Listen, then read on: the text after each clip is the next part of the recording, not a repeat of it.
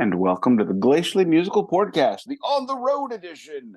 I, of course, am your whatever. I'm Nick Cameron. I am joined by my good friend, my good buddy. He's always on the road, the Jack Kerouac of everything that's not being Jack Kerouac. Keefy Kerouac. Wow, I'm sorry, I'm tired. I walked 13,000 steps today at least. I am in presently Colonial Williamsburg, and I have seen a blacksmith. I've seen horse shit. I've seen it all. It's beer, metal, and swearing. If you're new here, because we're doing a specialized, vinylized, Simonized episode with the Stooges, myself and Keefy, thank you very much for joining us. We are talking about all the records that Keefy has been like sitting on and ready to blow up about. If you are here for that and you are new, awesome. Please give us a like and check us out next week. We talk about all kinds of great stuff, in my humble opinion. And I listen every week to verify that I'm not wrong. And I know I'm right because I'm talking. So here's how we do this every day. We do a greeting, we do a beer check, vinyl check, shirt check, news check, moving on. And I've got some great Vinnie Vincent news of the day. And we'll get to that. But my beer check, because I'm on the road, I am drinking local beers from lately Virginia. Aleworks Brewing, your superb IPA. You oversold it. It was not superb. It was barely adequate. Your Anywhere IPA, yes, I could see it being drunk anywhere. I'll give you that. It is good for anywhere.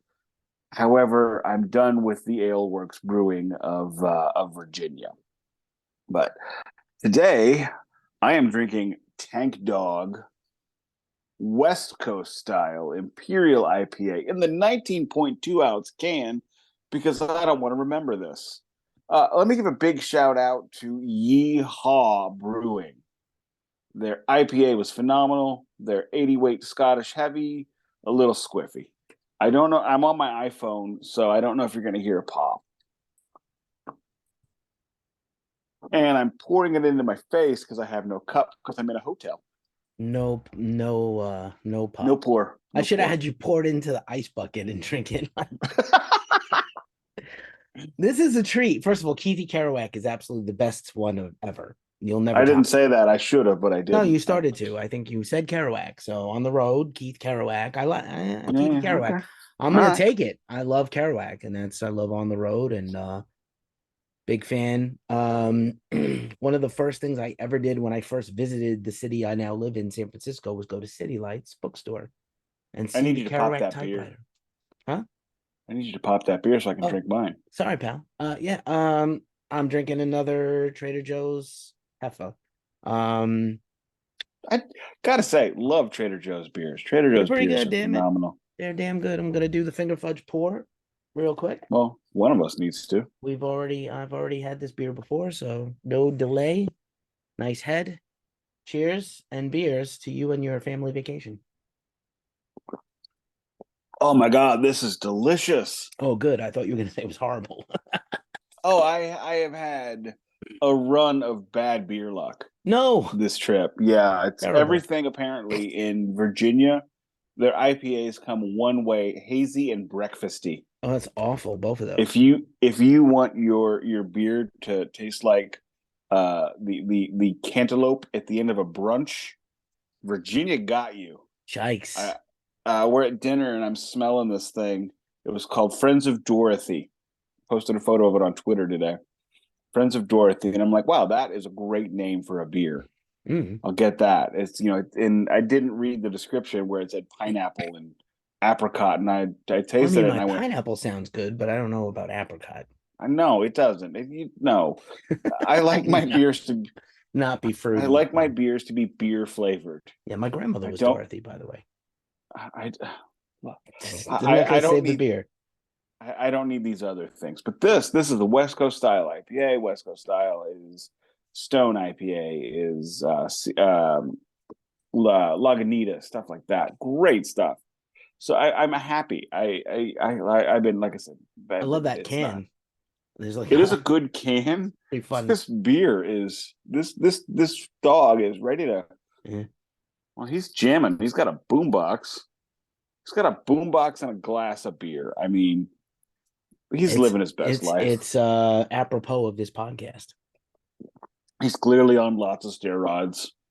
He's pumped. He's jacked. Oh, he is jacked and he is ripped and he is ready to go.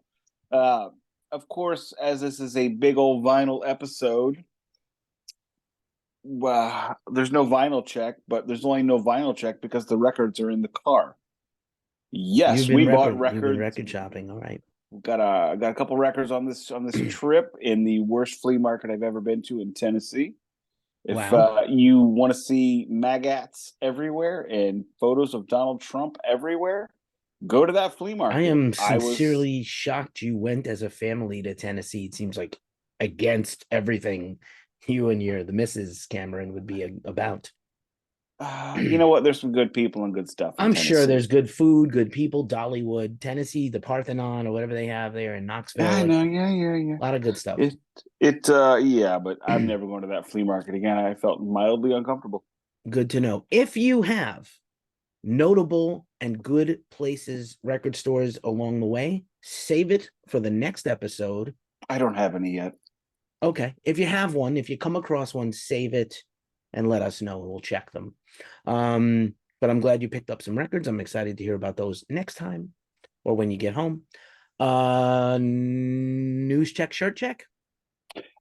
Shirt check. I am rocking my brand new Indiana Jones and the Temple of Doom shirt. Nice. Kalima! He betrayed Shiva. Mm-hmm. That's why he died. You don't betray Shiva. Indeed. But I'm not going to be seeing the new Indiana Jones movie. Oh. I do not believe an 87-year-old Indiana Jones can fight Nazis. And if 87-year-old Indiana Jones is fighting Nazis, being as he was 25 in 1942, he would be fighting Nazis in Los Angeles. He'd be fighting American Nazis. There are American Nazis, though, and they maybe need fighting. They do need fighting. I'm not going to do it. Somebody else can handle that. But I'm absolutely going to see the Indiana Jones movie because I can suspend my disbelief. Plus, Phoebe Waller-Bridge is a treasure. And I'm going to watch that movie. I'm not yucking on your yum. I'm telling you why I'm yucking on my own yum. Okay. I'm yucking on myself. So, quick news of the day. Vinnie Vincent's latest listening party, big old to-do, has happened. It was on the 19th of May. Mm-hmm. And he announced his brand new lead singer, whose name I don't recall. And it doesn't matter because 4 days later, after the festival, Vinnie Vincent announced that anybody saying he is the new lead singer is wrong and needs to stop doing that. So Vinnie announces him as his new singer. 4 days later, says, no one has been named as my new lead singer. And anybody who is pushing this false narrative needs to stop immediately. Clown shoes. Vinnie Vincent is clown shoes. He is. Oh, I know. And the crowd announced their leader to tell the tale of the whole thing. Also suggested that this man was the new singer for Vinnie Vincent Invasion. Spoke very highly of the gentleman. That the representative was Stephen Wilkie, who was also Vinnie Vincent's manager, if Vinnie Vincent could actually have a manager per se. So yeah, the Vinnie Vincent Clown Shoes Invasion continues, and it just gets even weirder. Now I am seeing the Vinnie Vincent self-proclaimed nut huggers going, look, bro, I don't know what this is. And the new album that he is releasing for the listening party is not done. He's going into the studio again to give it a slight vocal tweak before sending it off to the vinyl pressers. So just a quick timeline on this record. It was recorded and finished in 1992 for Enigma Records. Vinnie refused to turn over the masters to the company that paid to make it. So he stole the masters from the rightful owner in 1992. In 2021, 3 years after his resurfacing, he announces he's finally releasing his gem of an album featuring such tracks as Heavy Metal Poontang.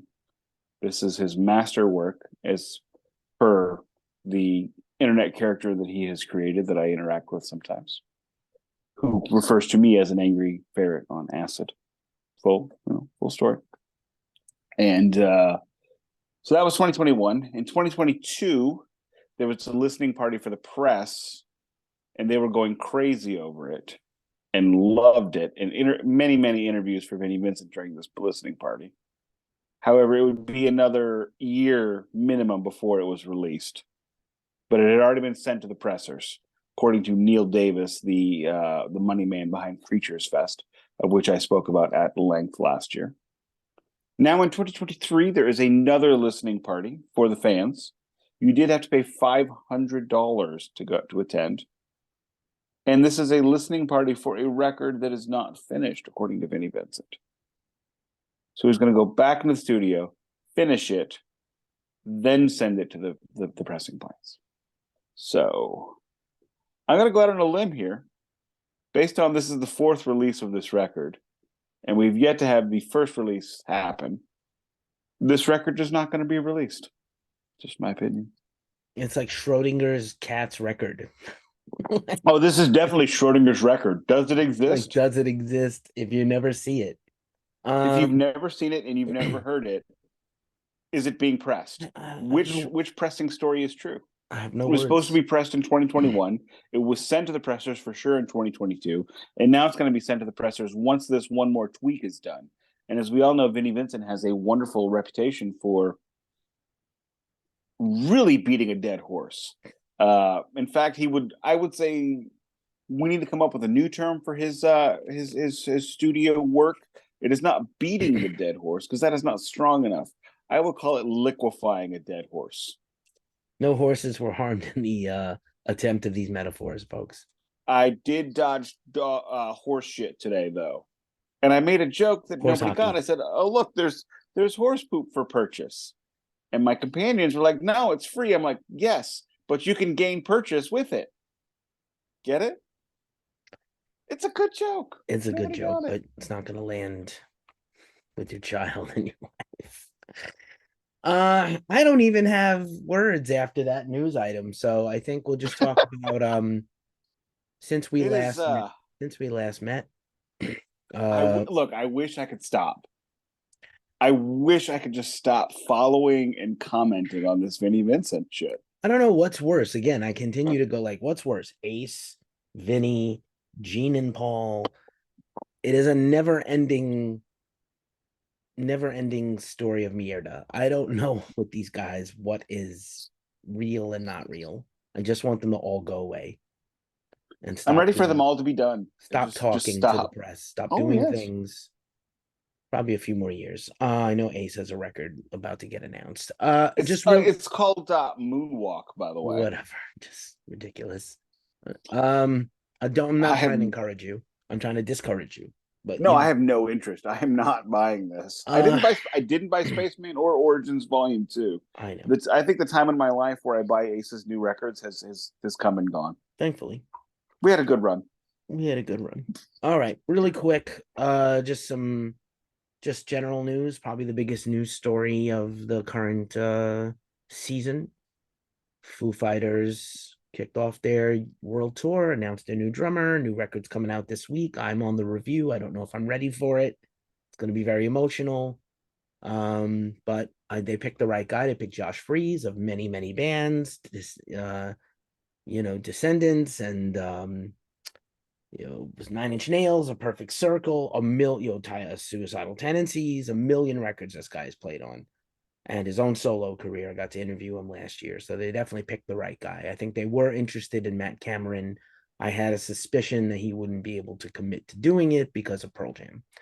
And maybe they're not ready to share their drummer, who they've had for the last, 2 decades.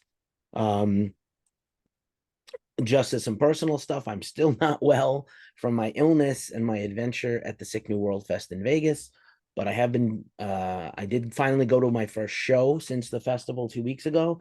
I went to this show last night, the Clash of the Titans at the Regency Ballroom in San Francisco.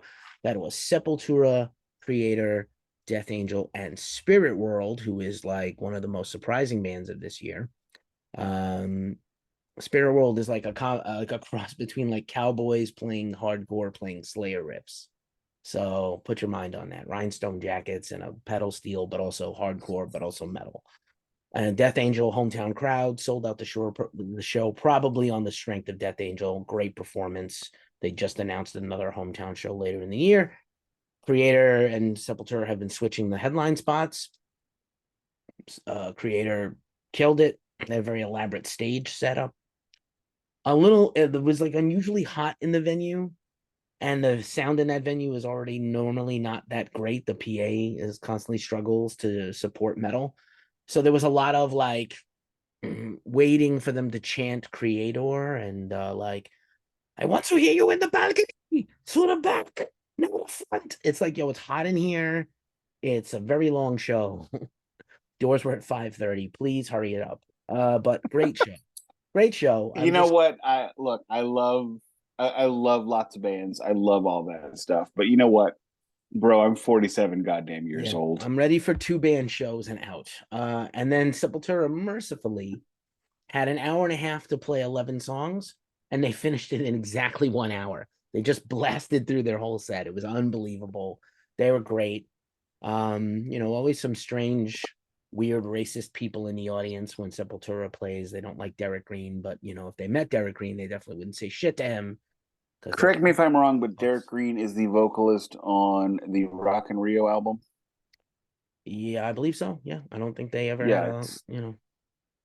Absolutely amazing. If you don't like him, you don't like Sepultura. Well, a lot of people don't like Sepultura, and I understand, like, oh, my favorite guy is not in the band anymore, and I'm mad. But it's also it's not really any different. No, it really, well, it is and it isn't. It's like my green light has gone out. So well. It's not gonna stay on for much longer. It's gonna go out again, but whatever. Man, I want to listen to that record right now. Oh yeah. But they were amazing. And again, just a year and a half from when Eloy Casagrande, I mentioned this just recently on the podcast, broke both his legs and had atrophy in his leg and had to like relearn drumming. This guy's a world-class, phenomenal drummer.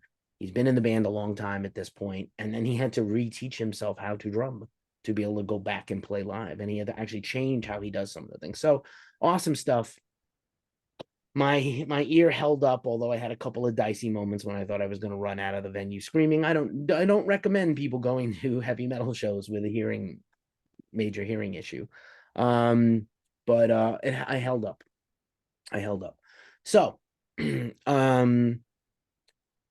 we did a shirt check. We did the new. I really have no other news. You didn't shirt check. I didn't shirt check because you skip me all the time. I am wearing my awesome Carcass tour. You always blame me, and you just forget to do it yourself. Yeah, well, I mean, you went right by.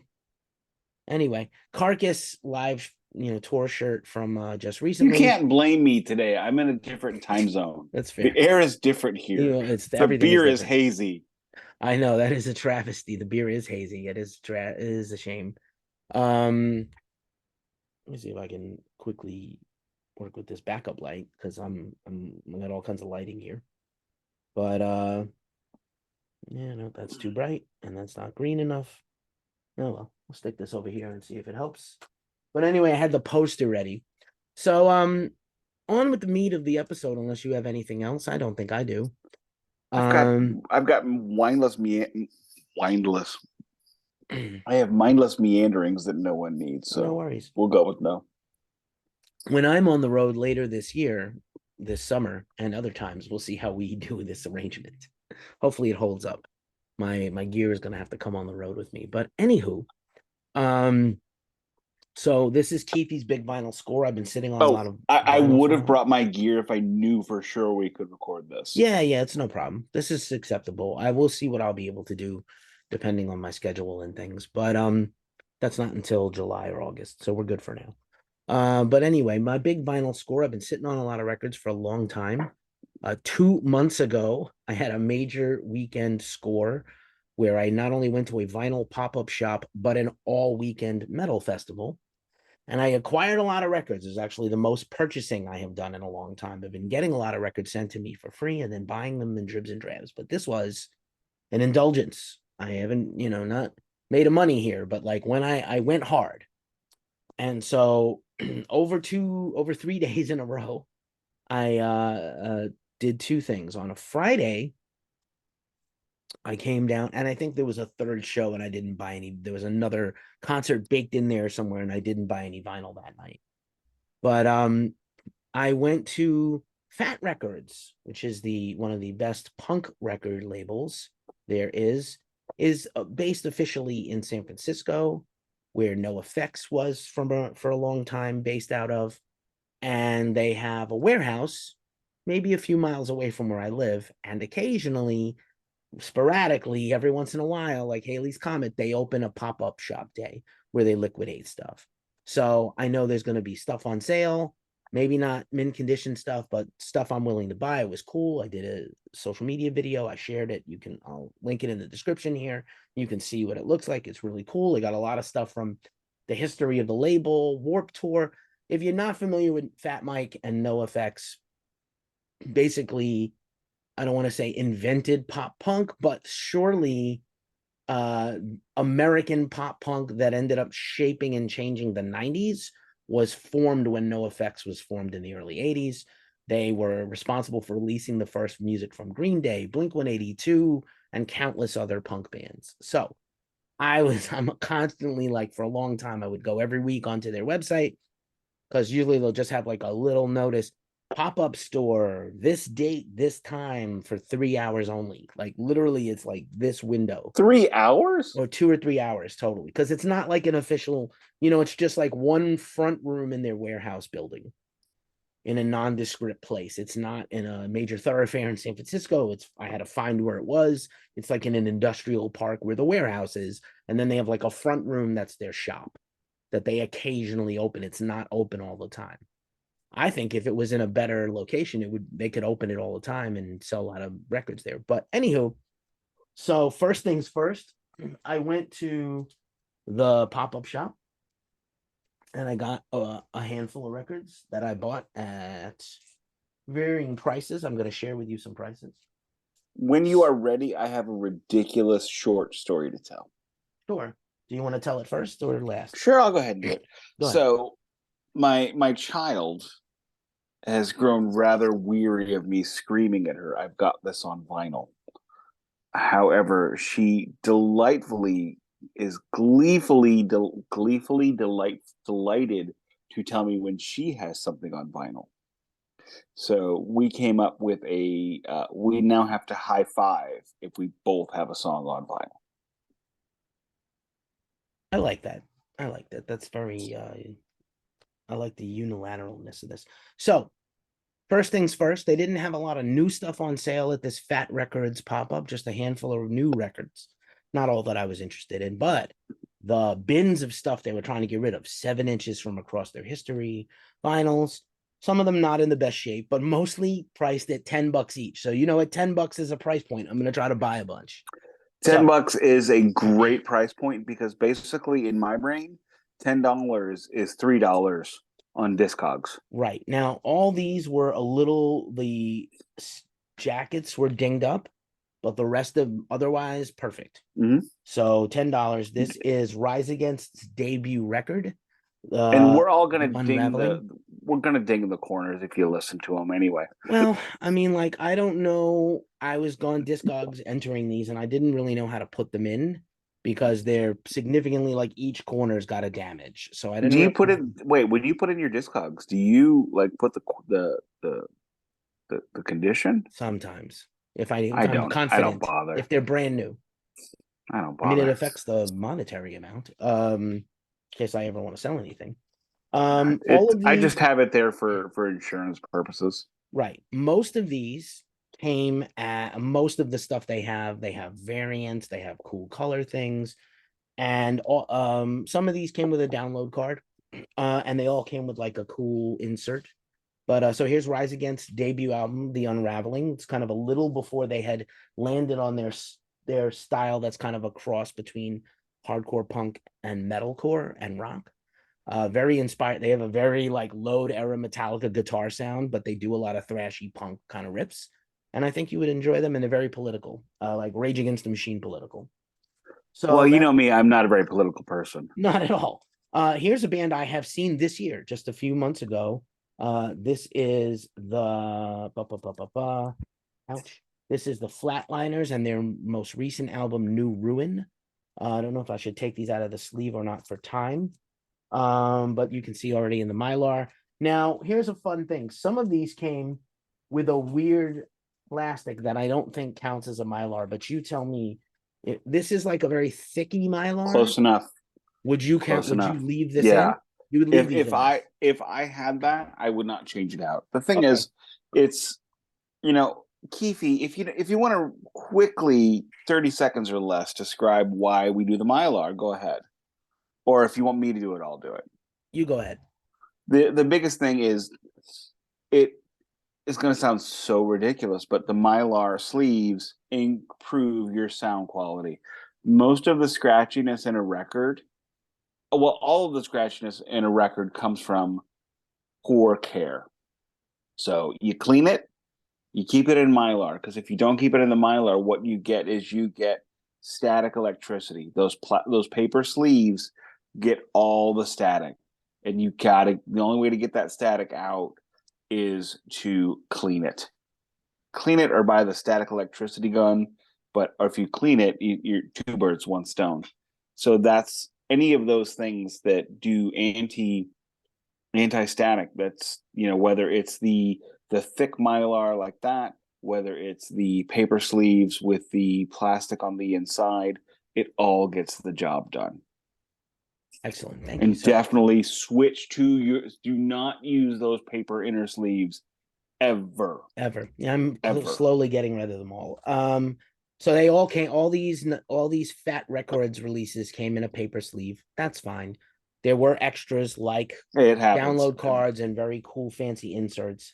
Now, there's a reason why we buy the mylar inner sleeves and keep them on the shelf for when we buy new records. Right on. These next two have fancy albums. This was $10. This is a throwback to my youth. This is the one record that Sick of It All put out on Fat Wreckords, Call to Arms. Just what you expect. Metallic hardcore. Little dinged up sleeve, but otherwise perfect. Great insert, which I'm going to pull out and show, because not only does it have a lyric sheet, it has this cool little thing. I'm pretty sure this is a fisheye lens photo of their rehearsal space. Really cool. And then this is a lot of fun. This is the vinyl in a clear see-through, almost a natural colored vinyl. Right. And there's a couple of these here in this collection. So I'm very stoked. And then the one brand new thing that I bought, which was brand new the day I went to the pop-up, probably the reason they had the pop-up, because they know they have a brand new tentpole record out. The final record, apparently, or the final studio official album from NoFX. Double album. They put out 2 albums 2 years in a row, single album and double album. I interviewed Fat Mike. You can check it out at Ghost Cult's YouTube. Maybe I will also link that in the description. It is officially the 3rd most watched or 4th most watched video ever in Ghost Cult history, like almost getting close to 20,000 views so far. Really cool. And I know he's a bit of a lightning rod. And I went to the Punk Museum, all kinds of cool stuff. You need a pause? Quick, yes. Yes. I also wanted to single out this NoFX album cover for double album, which has a General Electric turntable from, I think, the 40s. And this actual turntable was at the Punk Rock Museum in Vegas, which I went to. So awesome, really awesome record. Actually, probably my favorite of those 2 records they put out. And then look at this fun and funky splatter. I think this would be a true splatter. That's a good Fat Wreck label. I have white never, on the front end, black. I always point this out when it comes up, but I've never seen a record in that color. And it's when I started really buying more, when I started having enough money to buy more and more of the limited edition color versions. I was surprised at how many of the colors are reused. It's like the templates for minor league hockey jerseys on Christmas. It's the same jerseys everywhere. Maybe this is a homage to a 60s thing, and maybe that turntable is a 60s thing, because check it out. But anyway, I love that. I do too. I'm going to be honest with you. So that was my 4 big scores from the Fat Wreck pop-up. And then I went to go see Powerwolf that night. He dropped off my records at my house. The only Wolf band I listen to personally is Guitar Wolf. Okay. I mean, Remy Wolf. There's some good ones. Rain Wolf. But Powerwolf, not I for just want me, to but shoehorn Guitar Wolf into any I know conversation you I do can. every time. I know you Every do. time. So I went to Powerwolf and Seven Spires. Didn't buy any. There wasn't really much merch there to buy anyway. I didn't see any vinyl. Didn't buy any. And then I was also pet sitting that weekend, so I ran back and forth between the East Bay and San Francisco. But I rolled in to the weekend for the Heavy Psych Sounds Stoner Doom Metal Festival for Saturday and Sunday. Oh. So this is when I went kind of bonkers. Now I will say there were 3 bands there I didn't buy anything from, and I didn't exclusively only buy vinyl from all the bands, but I kind of bought vinyl from most of the bands. It was absurd. Windhand, I have the reissue and the original they were selling, and they were the headliner. If I could jump in real quick, sure. The most money an artist is ever going to make on a record is you buying it from them at their show. The most money an artist is ever going to make on music is you buying a T-shirt at their show. So when you go to that local show, I have come home with, if you like a song, if you like 2 songs, go over there and buy their record. That is how I got Orange Tree's record, which is some St. Louis ska, which I didn't even know St. Louis ska was a thing. Well, I mean, your buddy Steve Ewing had a St. Louis somewhat ska band. No, The Urge. They're definitely from St. Louis. No, definitely. But I didn't know there was a scene. I thought it was just them. Cool. So I didn't buy anything from. Oh, I'm sorry. Speaking of which, since you brought up the Urge, they're playing a reunion show. I want to say in August for local DJ Rizzuto's birthday party. Damn it! And while I am talking, I'm just going to throw this out there instead of putting this in the cooler, taking it to the next city. I'm going to go ahead and put back this Green Man IPA that I picked up in Tennessee. Is that a tribute to Peter Steele from Typo Negative? This is no. This is Asheville Brewing. I believe it is the pagan god, the Green Man. Okay, 6.2%. Asheville is supposed to have a very good beer scene and art and music scene. So we were only in and out. Okay, there's the Biltmore Estates. I'm surprised you didn't try to drive by it. Anywho, so, a dude, a thing we were at was talking about he had just been to Biltmore, and I didn't know that's what he meant. Yeah, the Biltmore Estates. If you ever see the Hannibal Silence of the Lambs sequel, Hannibal, the Biltmore Estates is in there as as a home of Mason Verger.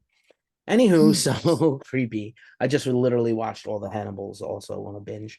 But anywho, so I didn't buy anything from Windhand. I did not buy anything from Duel because I have the one I wanted from them. And they had other stuff I was like not excited about, even though they're a great band. And then Weed Eater showed up late and spared me from buying more merch because all their merch was next level. Literally like green trucker hats and awesome shirts and tons of vinyl. They were so late to the festival when I was literally leaving as they were kind of setting their merch up after they played. I was like, dudes. Real quick, if I could just say, Heavy Psych Sounds is, I mean, if you like Doom, if you like Stoner, man, those guys just, I wish they sold their stuff a little bit better on this side of the pond. They're working on a U.S. store. That's what we talked about in my recent interview with the band. With the founder. They're working on an official U.S. store, but obviously I think they own their own plant, which is why a lot of their stuff is dope. And I think, speaking of Stoner, the band Stoner was also supposed to play this festival, or it was Nick Oliveri solo, and he never made it. So I would have given him all my dollars if he showed up, but of course he's a maniac and he didn't come at all. I actually had just recently gotten an update from Amazon letting me know that Dead Witches was in stock. Nice. I've already purchased it, but just in case. Just in case. So I'm going to try to blast through my purchases from the Heavy Psych Sounds Festival. All these bands played. I bought these directly from the bands. Many of them are vinyl, limited edition vinyl variants, and super cool, even if they're not. I just wanted to support all these bands as much as possible. So first off, And if they're not special vinyls, I'm not going to take them out to share them. First things first, this is Kadabra, which is a band I was not that familiar with. They're one of the opening bands. This is their recent album, Ultra. They are a psychedelic stoner doom power trio, and they were awesome. If you look at there's a photo of the band on the back cover, kind of reminds me of some Monster Magnet, Dave Windorf vibes, as musically as well. And I feel like an animal. Space Lord, mother. Speaking of Stoner or Nick Oliveri, who did not play Death Chant, pretty cool Bay Area-ish band, or maybe LA, Love that cover. Replace them at the last second. Well, this isn't their newest album. This is they were sold out of their newest album. They literally packed up their stuff on no notice to come and replace Nick Oliveri. And this is an older record of theirs they were selling, and in a very funky and cool vinyl color. So I'm going to share it like a little turquoise dreamsicle. Yeah, like a little turquoise. Yep. And this is their album Waste. And again, I love the almost Motorhead. And Motorhead would be a very good one-to-one for this band also. Love that cover. Already in the mylar. Look at this beautiful. That turquoise cover looks. Oh, that is. Yep, that's exactly what I thought it was going to be. That the cover looks like a very like your first independent record where you can't afford a cover, where the photo was taken by your buddy while you were in the park dodging the park rangers to get that photo. Nice. By the way, as I mentioned, a lot of these are limited vinyl, and they had these vanity stickers on, which I was only able to peel off one and put it on one of my Mylars. But here is the relatively new album from Geezer, Groovy, from 2022. And look at this. Wait, Geezer? Geezer from New York State, the psychedelic rock band. Okay. Not Geezer I don't Butler. know them. Oh, sorry, Probably sorry. Named for Geezer Butler, most likely. And look at this beautiful translucent green for Geezer, for green for you know why. Oh, I have immediate interest in this band and this record. Oh, they're killer. We did an interview with them not too long ago. They're so killer. You would love them. Absolutely, you will love them. I guarantee it. If you buy them and you don't like something from them, I'll replace it for you. I'll buy it from you. This is probably one of the best bands of the entire weekend. This is the new record from Hippie Death Cult. All of these are heavy psych sounds bands. Circle of Days, and I pulled this one out because it's got the awesome gatefold. Most of these are just singles. Nice gatefold of the band. That's the weirdest thing I've ever seen. It's a black and white cover with a full color psychedelic. It looks black and white. It's really like cream and like a deep bronze. It's supposed to look like maybe funeral gates or something. All right, Captain Actually. Captain Actually. That's a really good name for me. I'm an embarrassment, I'll admit it. And then look at this Dreamsicle. Not a name copyrighted by me, but this Dreamsicle Splatter. Okay, that is not Dreamsicle Splatter. Dreamsicle Splatter is just orange. That is 10 times better. Okay, fair enough. This record slaps, as the kids say. It is amazing. Ooh, that's what the kids say? That's what the kids say. We're almost done. We're almost done. I can ask my kid if she says that. I doubt she does. You say slaps? Oh, she only says slaps ironically. Gotcha.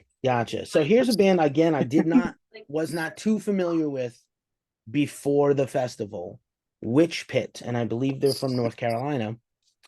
And again, just with these goats, you love goats.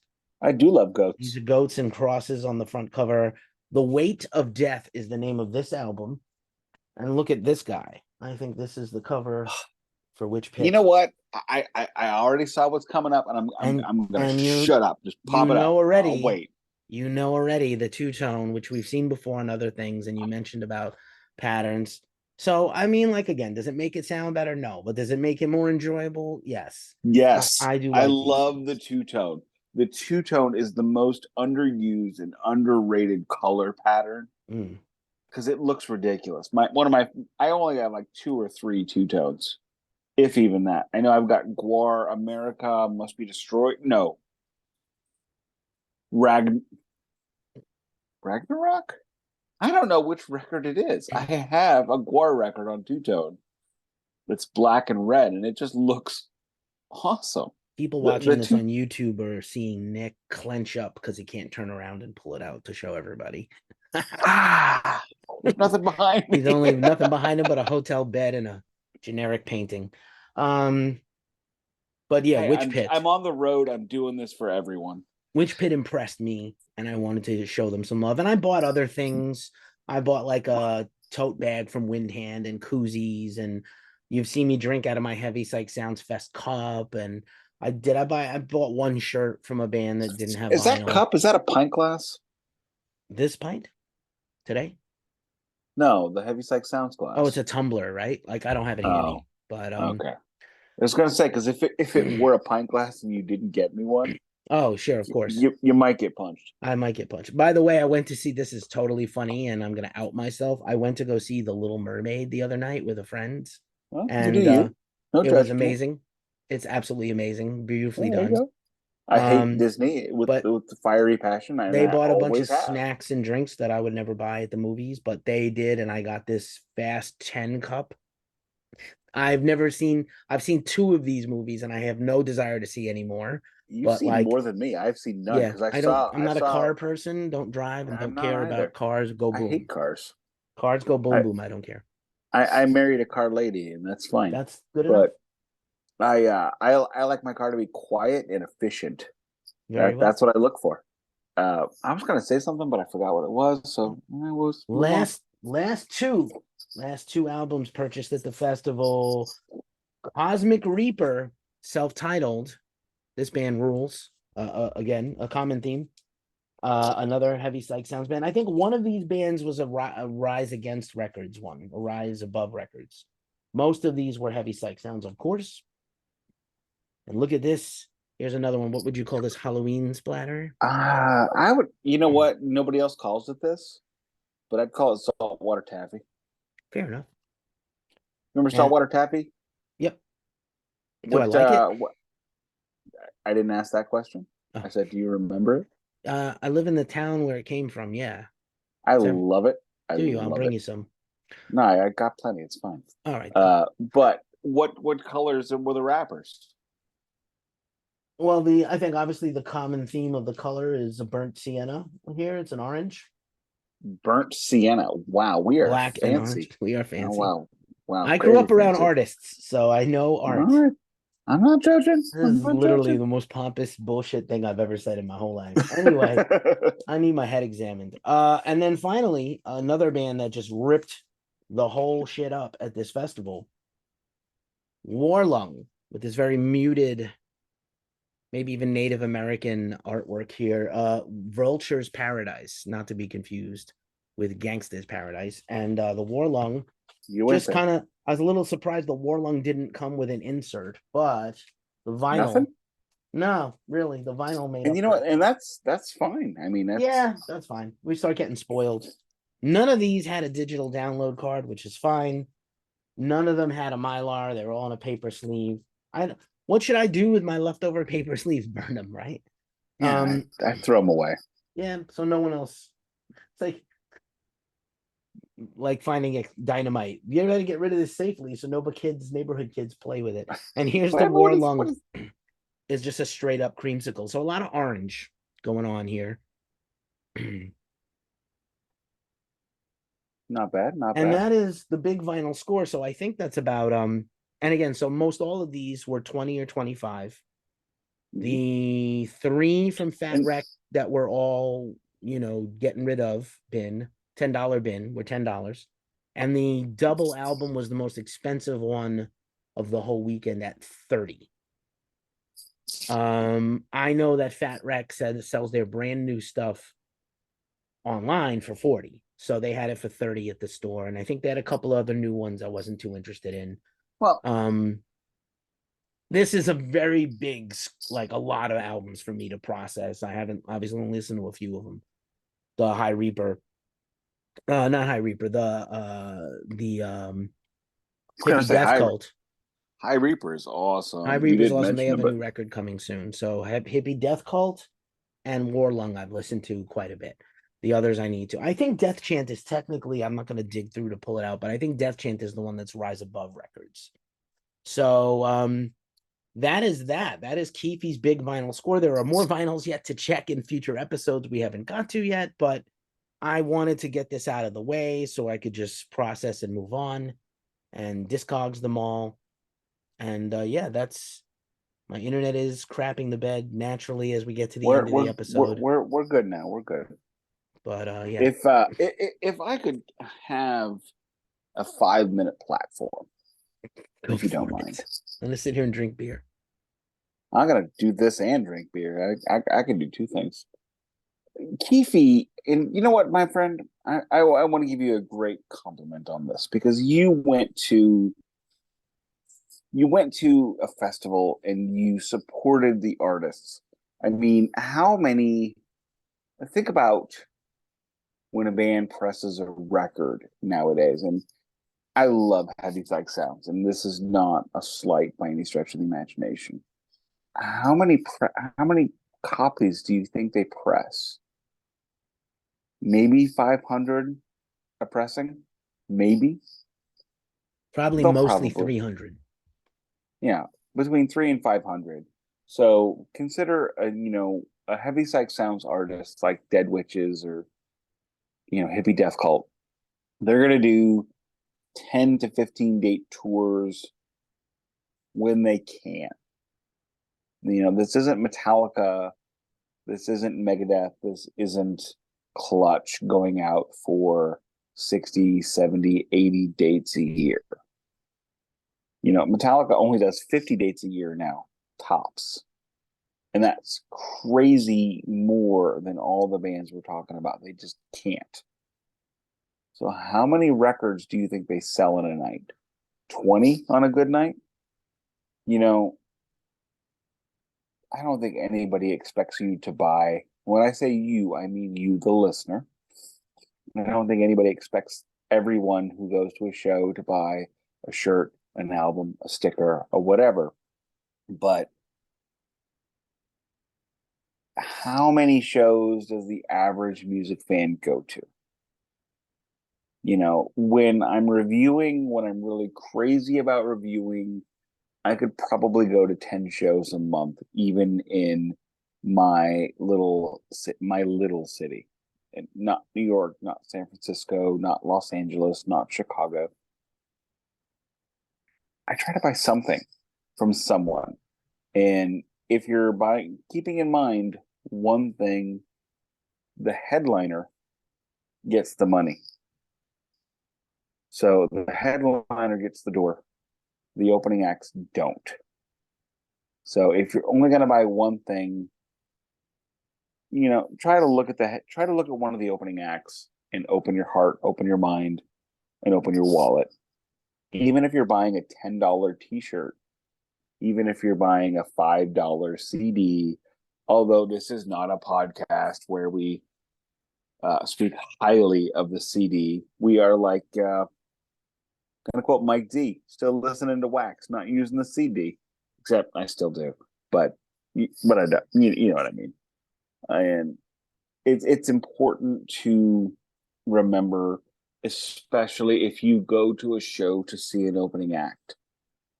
And I can tell you, I do that frequently. I will go to a show to see the opening act, buy something, because if you pay $20 to see Obituary this week, Immolation isn't getting $5 of that. Immolation is getting the shirt you buy from them. Well, not to mention, if I may jump in to say that a Feel free. lot of the major venues take merch cuts, which is why the major shows, the shirts and stuff are so high. So I didn't mention that I went to that show last night and I only bought one piece of merch. Now there were tons of records, tons of shirts, tons of stuff. I have enough Black Band shirts, and I have been saying, like, support the opener if you have enough Sepultura and Death Angel and Creator stuff. I probably could have bought a Creator shirt, but like I have plenty of other stuff. And I have the Death Angel last record.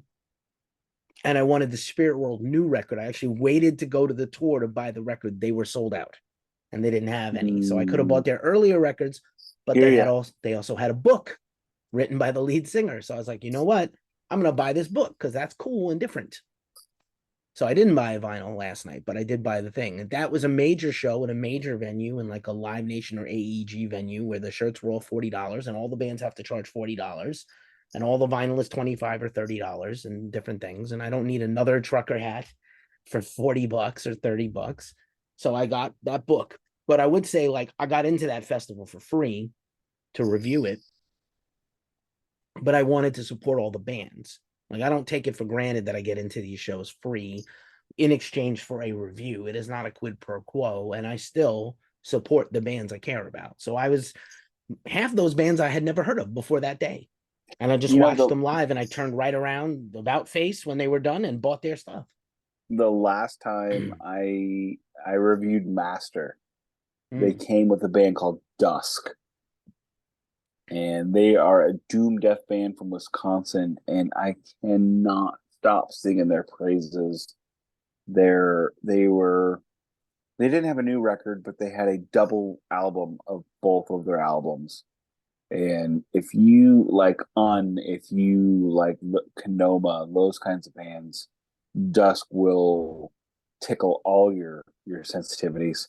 And I regret not having purchased one of their shirts. They were selling shirts. I bought the record. Should have bought the shirt too. I had the money. I didn't buy it. But you know what? Here's a secret that not everybody knows. If you walk up and you just look at the guy running the merch booth after his set's over and say, "Hey, I loved your set. Here's $5." He's gonna hand you something. You could just give them money sometimes. Just give them money. Just drop money or drop money in the tip jar. And you know, if they have a separate merch person that's not their touring merch person, sometimes it's a venue person. Again, at a major venue, it's the venues person, but they also have a thankless job for very little pay. So you're trying to reward these people with your hard-earned. I know you're paying to go to shows a lot of times, but it's like it doesn't stop there if you can keep helping, because again, they, especially the venues, like I know that venue it was so tiny, that venue for the festival didn't take a cut of the merch, but like every other one does. So normalize feeling guilty not buying merch at a show. fair enough. I don't want to say I don't want people to feel bad, but I just want them to help if they can. I do. Some people can't. Some people can't. No, I look, and that's fine. I get that. And there have been far too many shows where I didn't have the bucks. I get it. But I felt bad. And you know, do you want these people? Do you want this music to continue? Plenty of bands breaking up because they can't make it out here. Tours getting canceled. Correct. Everything. Let's send it out on a high note. This was a lot of fun, and I thank you for making time in your vacation time to do this pod.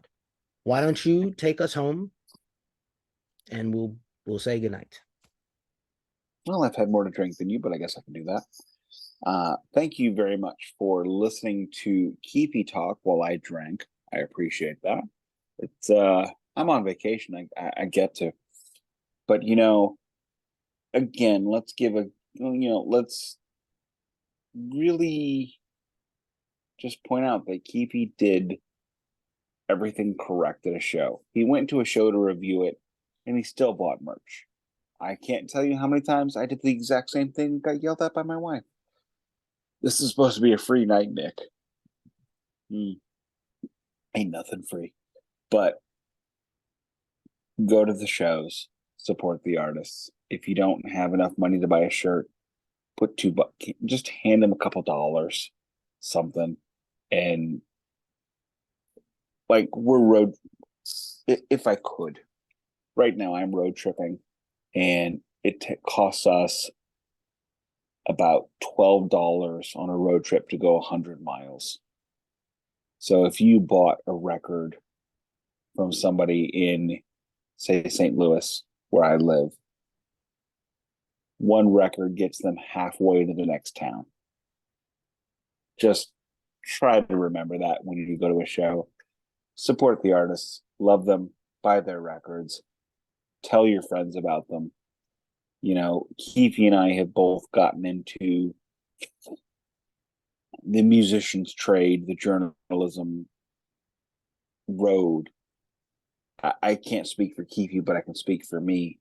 I started writing about music just so I could tell other people about it, so other people would hear about this band. I discovered James Legg and the Black Diamond Heavies in 2008, and I couldn't stop screaming about them. And that reignited my love of music in a way that Three Doors Down, that Smashing Pumpkins, that all Collective Soul could not do. So remember when you're at a tiny little club seeing a band you've loved for years, because that's likely where they're going to play, do something to help them.